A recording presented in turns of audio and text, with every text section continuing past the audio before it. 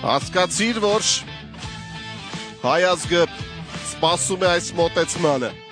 134-ով Աննա Ամրոյանը կդառնա երիտասարդների աշխարհի առաջնության ոսկե մեդալակիր, բայց պետք է անել այդ 134-ը։ Մեկ մոտեցում ընդամենը եւ այս մոտեցումից է կախված Աննայի ու Յուլիսոյնի ճակատագիրը։ Այո։